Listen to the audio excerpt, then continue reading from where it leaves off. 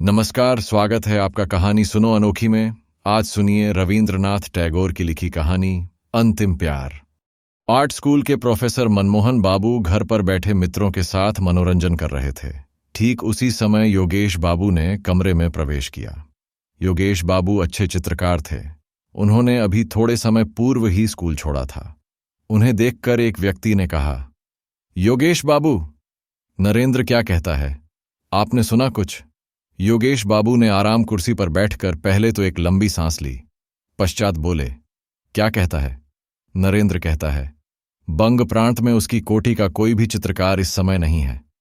ठीक है, अभी कल का छोकरा है ना, हम लोग तो जैसे आज तक घास छीलते रहे हैं। झुंझलाकर योगेश बाबू ने कहा। जो लड़का बातें कर रहा था उसने कहा, केवल यही नहीं, नरेंद्र आपको भी सम्मान की दृष्टि से नहीं देखता। योगेश बाबू ने उपेक्षित भाव से कहा, क्यों, कोई अपराध? वह कहता है, आप आदर्श का ध्यान रखकर चित्र नहीं बनाते। तो किस दृष्टिकोण से बनाता हूं? दृष्टिकोण रुपये के लिए। योगेश ने एक आंख बंद करके कहा, व्यर्थ। फिर आवेश में कान के पास से अपने अस्त व्यस्त बालों की ठीक कर बहुत देर तक मौन बैठा रहा। चीन का जो सबसे बड़ा चित्रकार हुआ है उसके बाल भी बहुत बड़े थे। यही कारण था कि योगेश ने भी स्वभाव विरुद्ध सिर पर लंबे लंबे बाल रखे हुए थे। ये बाल उसके मुख पर बिल्कुल नहीं भाते थे, क्योंकि बचपन में एक बार चेचक के आक्रमण से उनके प्राण तो बच गए थे, किंतु मुख बहुत कुरूप हो गया था। एक तो श्याम वर्ण, दूसरे चेचक के दाग। चेहरा देखकर सहसा यही जान पड़ता था मानो किसी ने बंदूक में छर्रे भरकर लिबलिबी दाब दी हो। कमरे में जो लड़के बैठे थे योगेश बाबू को क्रोधित देखकर उसके सामने ही मुंह बंद करके हंस रहे थे। सहसा वह हंसी योगेश बाबू ने भी देख ली। क्रोधित स्वर में बोले, तुम लोग हंस रहे हो, क्यों? एक लड़के ने चाटुकारिता से जल्दी जल्दी कहा, नहीं महाशय, आपको क्रोध आए और हम लोग हंसे, ये भला कभी संभव हो सकता है? मैं समझ गया, अब अधिक चातुर्य की आवश्यकता नहीं। क्या तुम लोग यह कहना चाहते हो कि अब तक तुम सब दांत निकालकर रो रहे थे? मैं ऐसा मूर्ख नहीं हूं? यह कहकर उन्होंने आंखें बंद कर ली। लड़कों ने किसी प्रकार हंसी रोककर कहा, चलिए यों ही सही, हम हंसते ही थे और रोते भी क्यों, पर हम नरेंद्र के पागलपन को सोचकर हंसते थे। वह देखो, मास्टर साहब के साथ नरेंद्र भी आ रहा है। मास्टर साहब के साथ साथ नरेंद्र भी कमरे में आ गया। योगेश ने एक बार नरेंद्र की ओर वक्र दृष्टि से देखकर मनमोहन बाबू से कहा, महाशय, नरेंद्र मेरे विषय में क्या कहता है? मनमोहन बाबू जानते थे कि उन दोनों की लगती है। दो पाषाण जब परस्पर टकराते हैं तो अग्नि उत्पन्न हो ही जाती है। अतएव वह बात को संभालते मुस्कुराते से बोले, योगेश बाबू, नरेंद्र क्या कहता है? नरेंद्र कहता है कि मैं रुपये के दृष्टिकोण से चित्र बनाता हूं, मेरा कोई आदर्श नहीं है। मनमोहन बाबू ने पूछा, क्यों नरेंद्र? नरेंद्र अब तक मौन खड़ा था, अब किसी प्रकार आगे आकर बोला, हां कहता हूं, मेरी यही सम्मति है। योगेश बाबू ने मुंह बनाकर कहा, बड़े सम्मति देने वाले आए, छोटे मुंह बड़ी बात, अभी कल का छोकरा और इतनी बड़ी बड़ी बातें। मनमोहन बाबू ने कहा, योगेश बाबू जाने दीजिए, नरेंद्र अभी बच्चा है और बात भी साधारण है, इस पर वाद विवाद की क्या आवश्यकता है? योगेश बाबू उसी तरह आवेश में बोले, बच्चा है, नरेंद्र बच्चा है, जिसके मुंह पर इतनी बड़ी बड़ी मूंछें हों, वह यदि बच्चा है तो बूढ़ा क्या होगा? मनमोहन बाबू, आप क्या कहते हैं? एक विद्यार्थी ने कहा, महाशय, अभी जरा देर पहले तो आपने उसे कल का छोकरा बताया था। योगेश बाबू का मुख क्रोध से लाल हो गया। बोले, कब कहाँ था? अभी इससे जरा देर पहले। झूठ, बिल्कुल झूठ। जिसकी इतनी बड़ी बड़ी मूंछें हैं उसे छोकरा कहूं, असंभव है। क्या तुम लोग यह कहना चाहते हो कि मैं बिल्कुल मूर्ख हूं? सब लड़के एक स्वर से बोले, नहीं महाशय, ऐसी बात हम भूल कर भी जिह्ना पर नहीं ला सकते। मनमोहन बाबू किसी प्रकार हंसी को रोककर बोले, चुप चुप, गोलमाल न करो।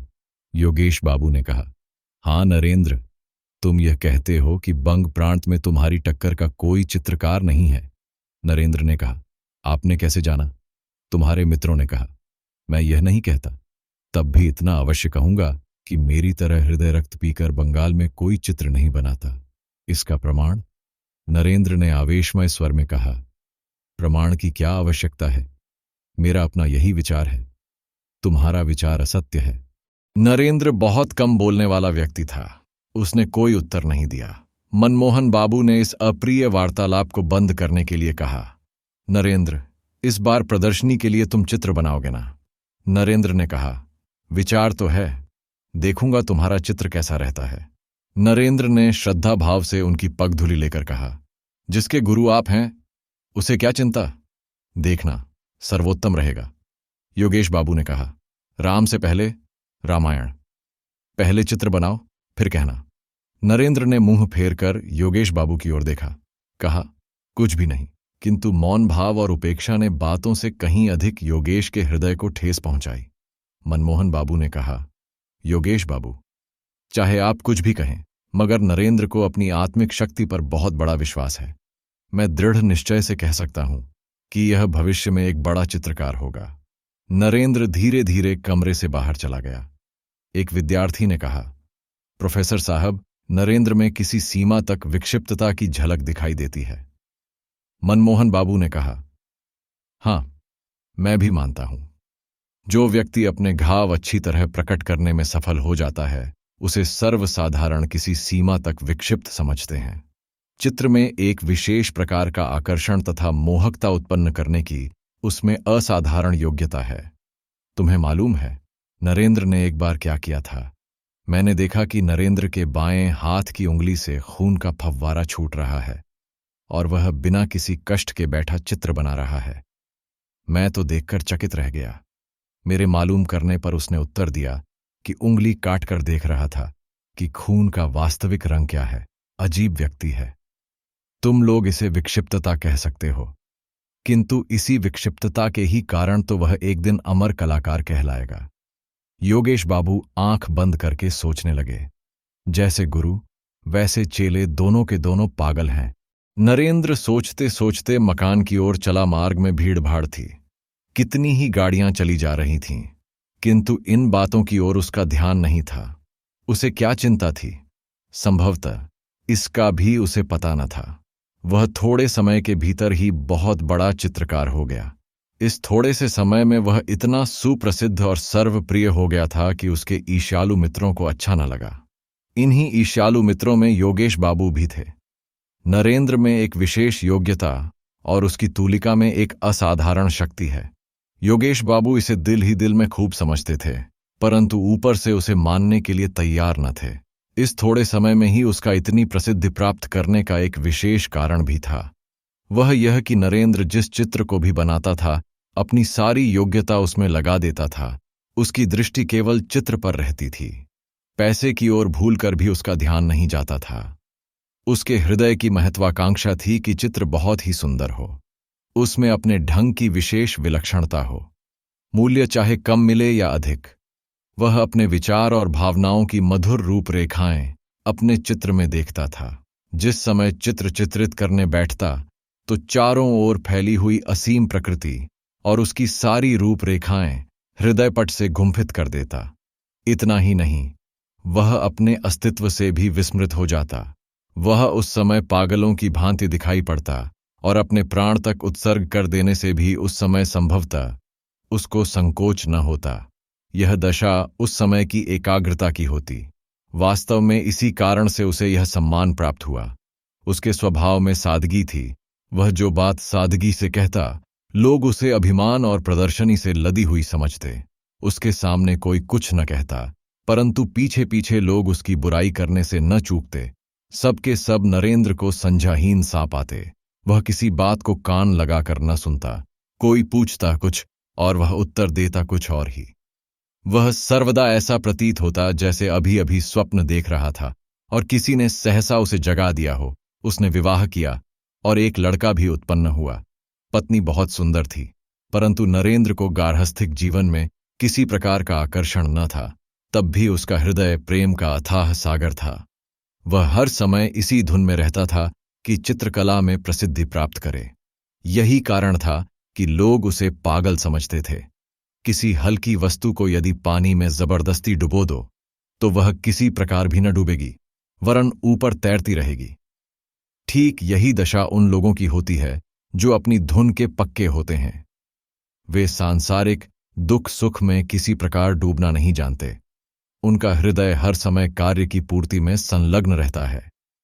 नरेंद्र सोचते सोचते अपने मकान के सामने आ खड़ा हुआ। उसने देखा कि द्वार के समीप उसका 4 साल का बच्चा मुंह में उंगली डाले किसी गहरी चिंता में खड़ा है। पिता को देखते ही बच्चा दौड़ता हुआ आया और दोनों हाथों से नरेंद्र को पकड़कर बोला, बाबूजी। क्यों बेटा? बच्चे ने पिता का हाथ पकड़ लिया और खींचते हुए कहा, बाबूजी, देखो, हमने एक मेंढक मारा है जो लंगड़ा हो गया है। नरेंद्र ने बच्चे को गोद में उठाकर कहा, तो मैं क्या करूं? तू बड़ा पाजी है। बच्चे ने कहा, वह घर नहीं जा सकता, लंगड़ा हो गया है, कैसे जाएगा? चलो, उसे गोद में उठाकर घर पहुंचा दो। नरेंद्र ने बच्चे को गोद में उठा लिया और हंसते हंसते घर में ले गया। एक दिन नरेंद्र को ध्यान आया कि इस बार की प्रदर्शनी में जैसे भी हो अपना एक चित्र भेजना चाहिए। कमरे की दीवार पर उसके हाथ के कितने ही चित्र लगे हुए थे। कहीं प्राकृतिक दृश्य, कहीं मनुष्य के शरीर की रूपरेखा, कहीं स्वर्ण की भांति सरसों के खेत की हरियाली, जंगली मनमोहक दृश्यावली, और कहीं वे रास्ते जो छाया वाले वृक्षों के नीचे से टेढ़े तिरछे होकर नदी के पास जा मिलते थे।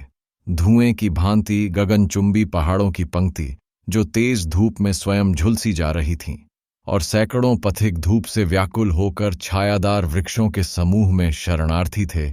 ऐसे कितने ही दृश्य थे। दूसरी ओर अनेकों पक्षियों के चित्र थे। उन सब के मनोभाव उनके मुखों से प्रकट हो रहे थे। कोई गुस्से में भरा हुआ, कोई चिंता की अवस्था में, तो कोई प्रसन्न मुख।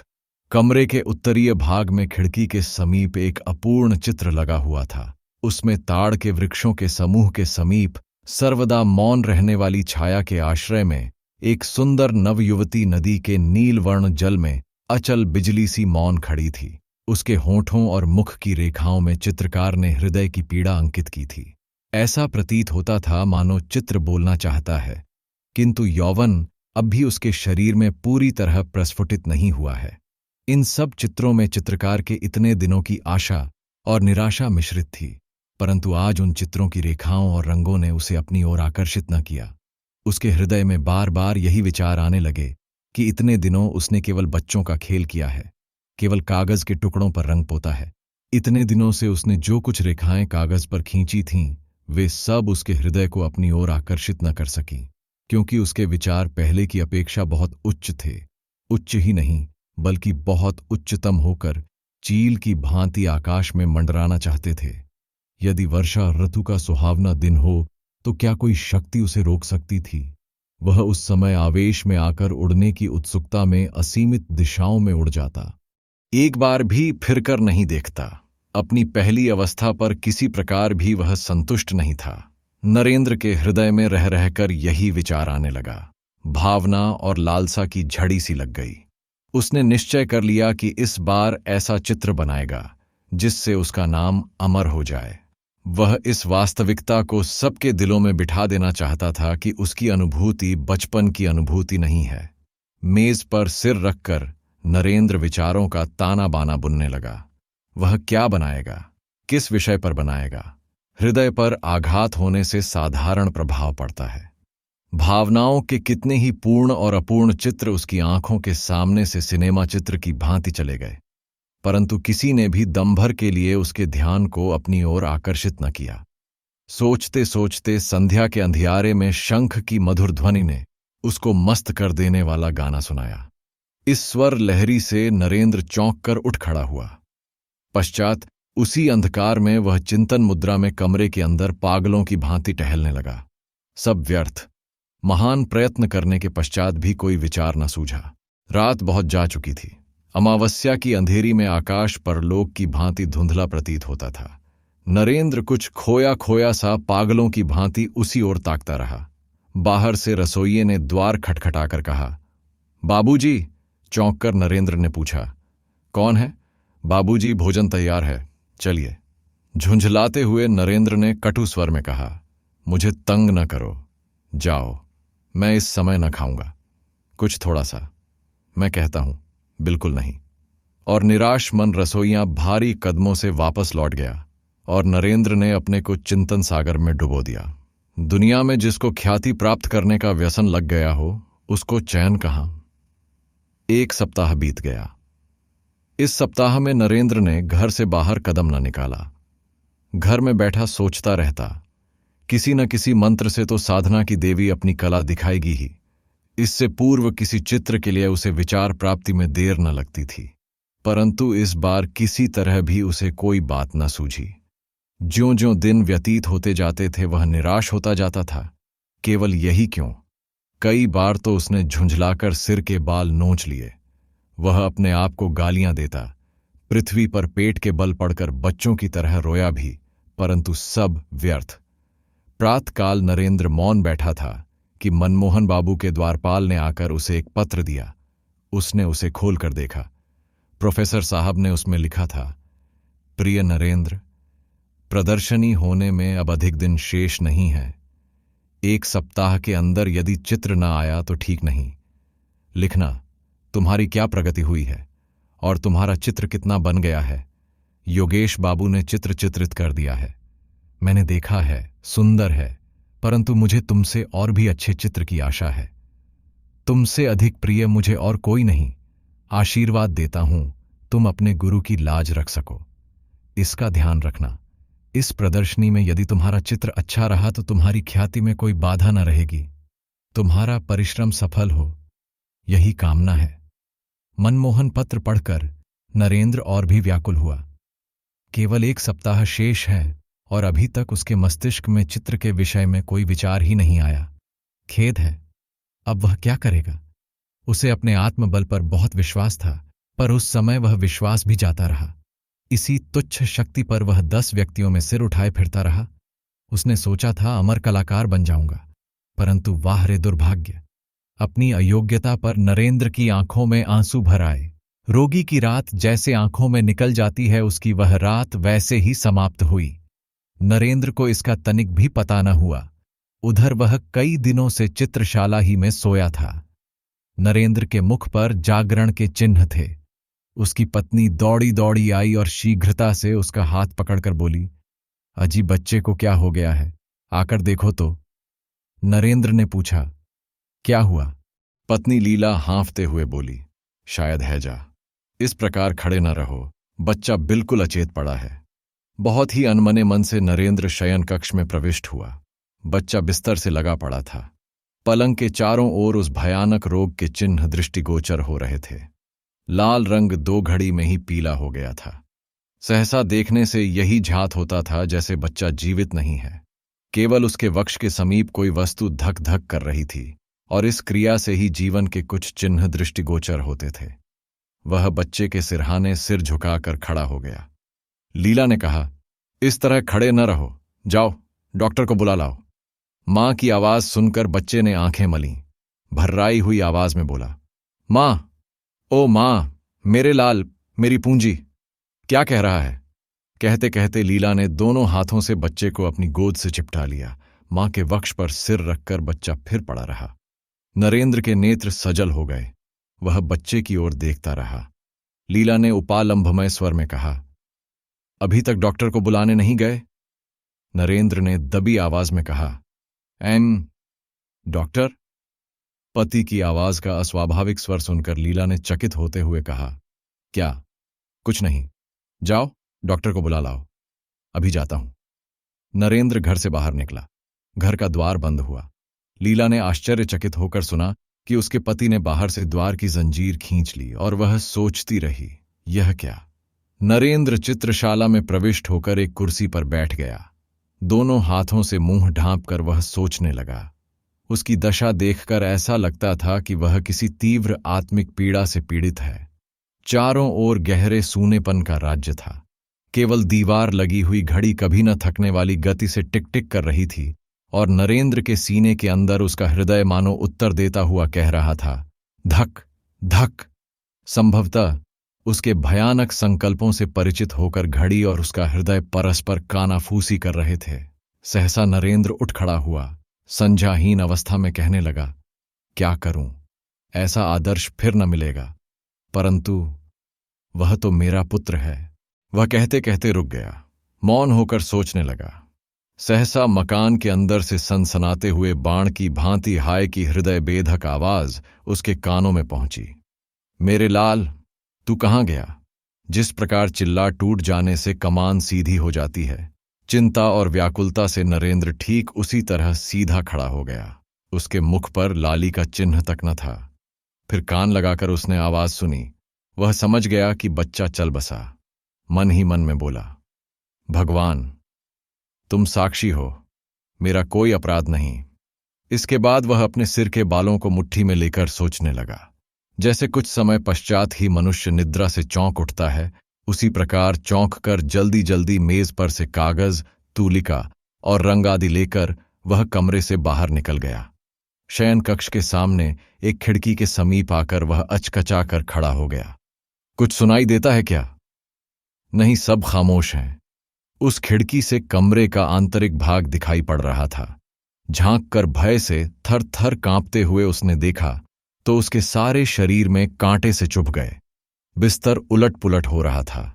पुत्र से रिक्त गोद किए मां वहीं पड़ी तड़प रही थी, और इसके अतिरिक्त मां कमरे में पृथ्वी पर लौटते हुए बच्चे के मृत शरीर को दोनों हाथों से वक्ष स्थल के साथ चिपटाए, बाल बिखरे, नेत्र विस्फारित किए, बच्चे के निर्जीव होंठों को बार बार चूम रही थी।